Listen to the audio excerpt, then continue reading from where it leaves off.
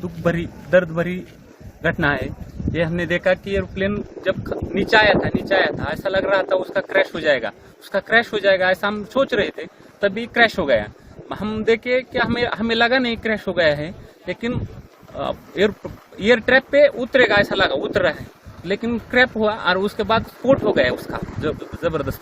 स्फोट होने के बाद वो हम देखने आए, पहले देखा तो उसको आग लगी थी पूरे प्लेन को, और उसके बाद 4-5 स्फोट हो गया विमान में उसका। और उसके बाद बहुत लोग आ गए और उसने निकालने की कोशिश की, लेकिन बड़ी आग लगी, उसके कारण कोई मदद नहीं कर सकता। लेकिन सब आ गए, तब बाद में उसको उसमें आजिदा था। ये हमारे लिए बहुत शौक की बात में है कि हमें बता नहीं सकते हम बात में ऐसा, लेकिन हमने देखा है कि पायलट ने भी ट्राई किया होगा कि लैंडिंग करने का, लेकिन लैंडिंग हुआ नहीं है।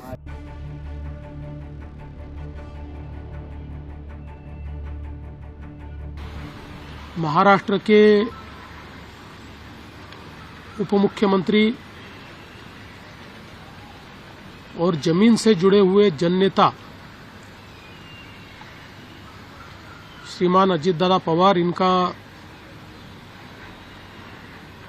एक विमान के एक्सीडेंट में बहुत ही दुखद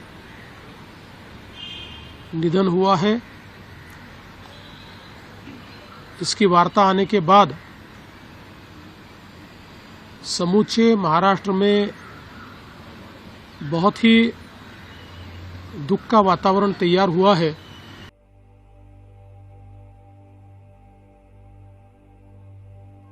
महाराष्ट्र के राजनीति में मेरे बहुत घनिष्ठ मित्र रहे, उनके मेरे पारिवारिक संबंध रहे। बहुत कर्मठ, अच्छा प्रशासक और विकास की दृष्टि रखने वाले ऐसे वो नेता थे। उनके जाने से बहुत बड़ा नुकसान हुआ है। उनके परिवार को भी काफ़ी उनके ऊपर भी एक बड़ा हादसा हुआ है।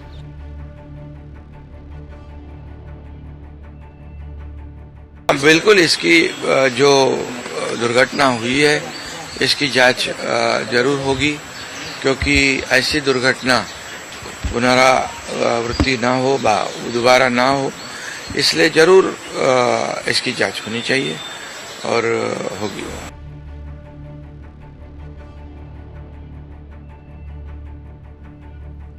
अजीत दादा ने महाराष्ट्र और देश के विकास में अपना बड़ा योगदान दिया है। विशेष रूप से गांवों के जीवन को बेहतर बनाने के लिए उन्होंने हमेशा आगे बढ़कर काम किया। मैं अजीत पवार जी के परिवार के प्रति संवेदना व्यक्त करता हूं।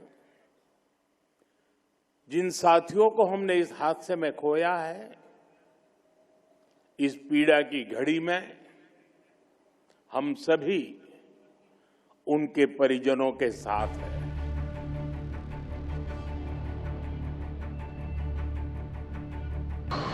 और खासकर अभी जो एक्सीडेंट जो हुआ है उसका जो इन्वेस्टिगेशन उसको भी हमने शुरू कर दिया है। तुरंत डीजीसीए और एआईबी की टीम भी आई है, और जो प्रिलिमिनरी इन्वेस्टिगेशन या प्रिलिमिनरी जो समाचार हमें मिला है उसमें इतनी जानकारी थी कि जब वो लैंड करना चाहते थे सुबह करीब 8:48 AM के आसपास, तो उस समय विजिबिलिटी थोड़ा पुअर था उधर। और जब ATC बारामती से उनका जो कांटेक्ट हो रहा था फ्लाइट के लिए पायलट से, तो ATC वालों ने पूछा कि क्या रनवे साइट में है, तो उनके तरफ से आया कि रनवे साइट में अभी नहीं है। तो उसके बाद उन्होंने एक गो अराउंड भी किया। गो अराउंड करने के बाद फिर से एक बार कोशिश करी कि हमारे एटीसी से जो बारामती में जो FTO हैंडल्ड एटीसी है उनसे वार्तालाप चल रही थी। तो उस समय जब दोबारा लैंड करने आए तब भी उनसे पूछा गया था कि विजिबिलिटी है कि नहीं रनवे का। तो उसके बाद पहले तो उनका समाधान नहीं है, फिर उसके बाद आया कि विजिबिलिटी है। तो लैंडिंग क्लियरेंस जैसी एटीसी ने दिया उसके बाद तुरंत देखा गया कि ये एक्सीडेंट हुआ है।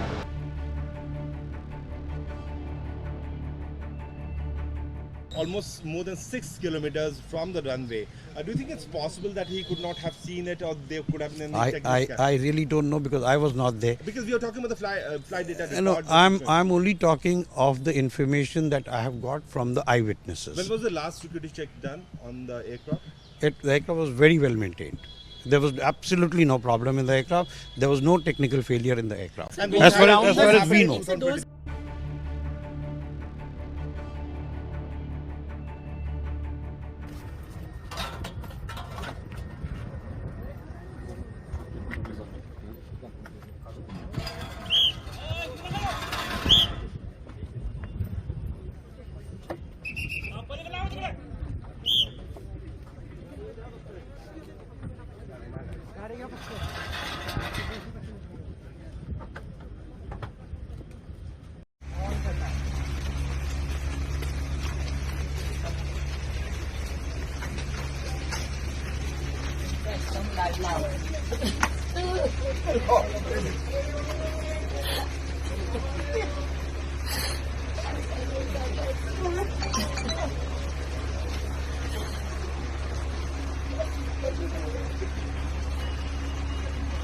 प्लीज बंद करा काय करताय